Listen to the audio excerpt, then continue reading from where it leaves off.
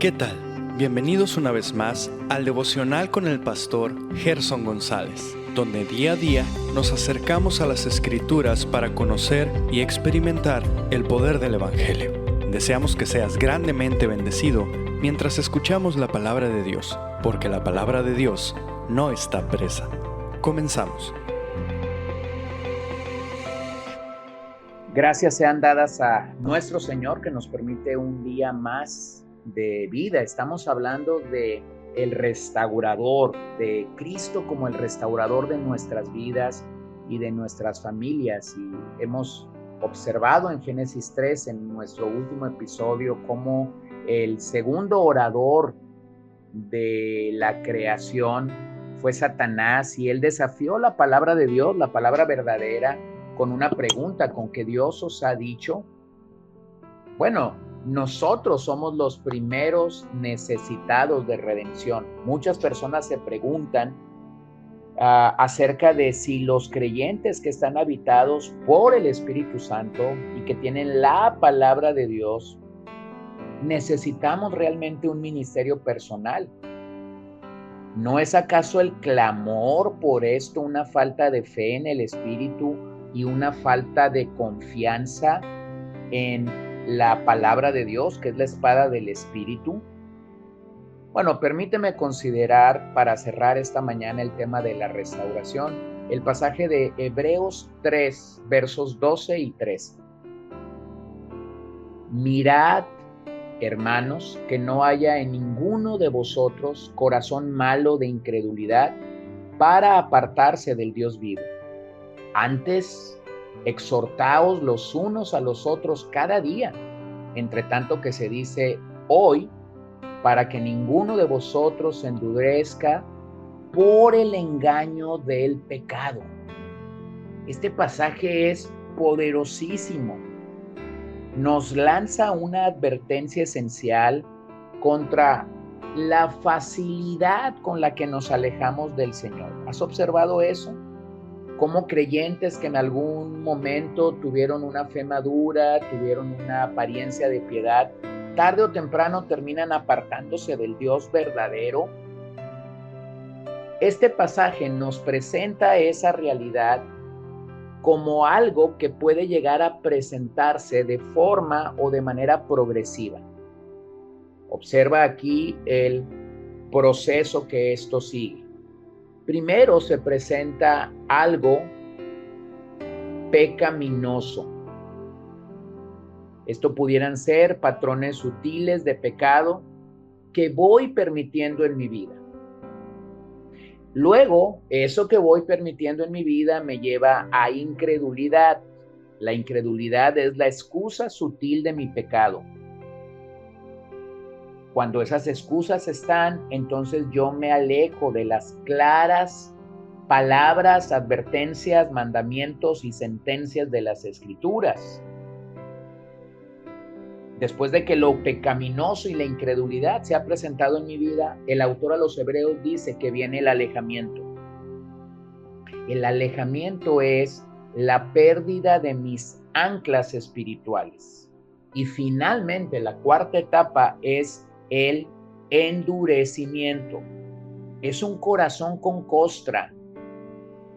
El pecado ha hecho costra en mi corazón. Mi corazón ya no es tierno para recibir la palabra de Dios y para recibir las advertencias, las exhortaciones, los consejos de personas maduras que tienen la Biblia como el ancla para poder ministrar a otros en el poder de Dios. Así que deberíamos preguntarnos, ¿cómo puede a un creyente ocurrirle esto? Este pasaje declara algo sobre nosotros que explica por qué es necesaria esta aterradora advertencia. Nos dice que el pecado es engañoso.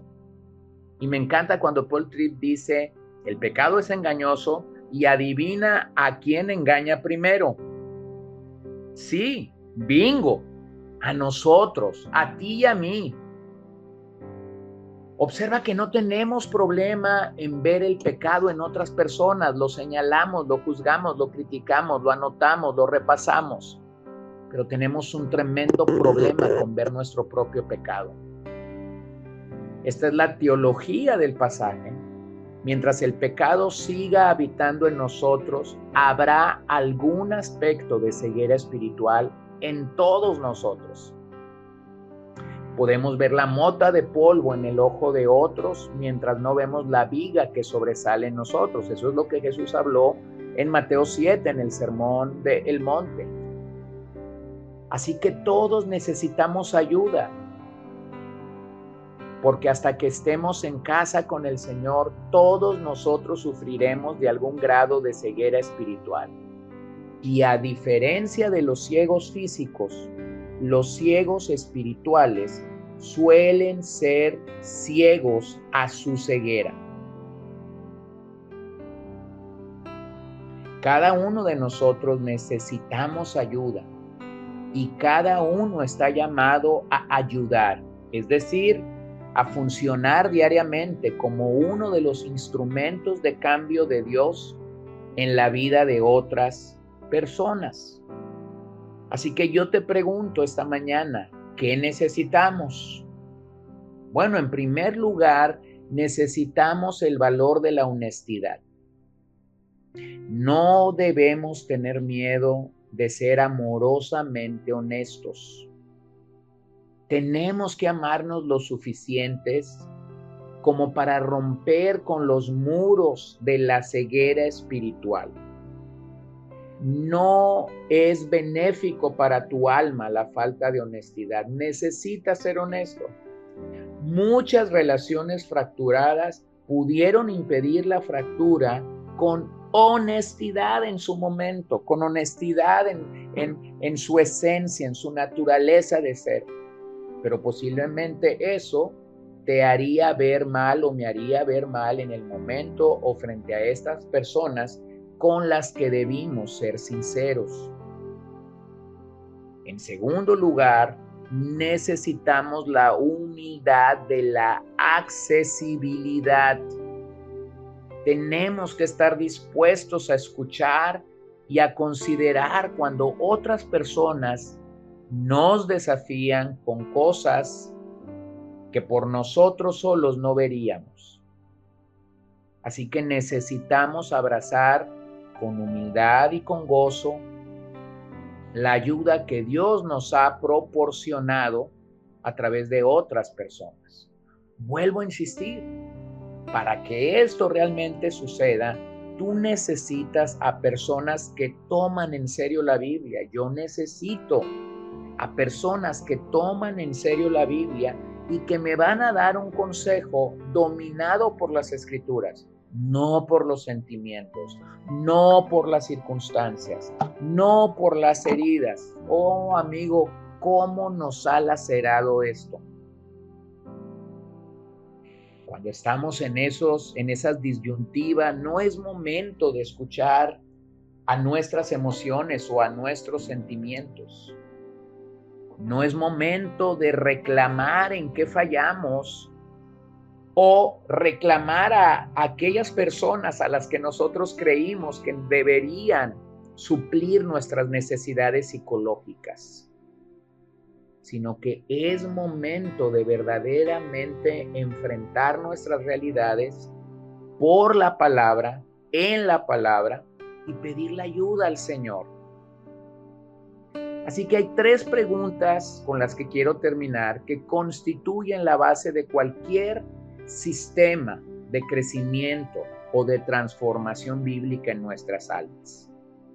Número 1, ¿por qué las personas hacen las cosas que hacen? Bueno, para responder a esta pregunta, necesitamos una teología bíblica de la motivación humana. Es decir, necesitamos preguntarnos qué dice la Biblia acerca de lo que la gente piensa, de lo que la gente quiere o de lo que la gente quiere o hace. Necesitamos preguntarnos eso y necesitamos preguntárnoslo seriamente a nosotros. Número 2, ¿cómo se produce un cambio duradero en la vida de una persona? No estamos pensando en cambios esporádicos, sino en cambios verdaderos. Así que necesitamos también una teología bíblica del cambio. Cómo la Biblia dice que la gente es transformada a la imagen de Dios. Finalmente, ¿cómo puedo ser un instrumento de cambio en la vida de otra persona? Para responder esa pregunta, necesitamos una metodología bíblica del cambio.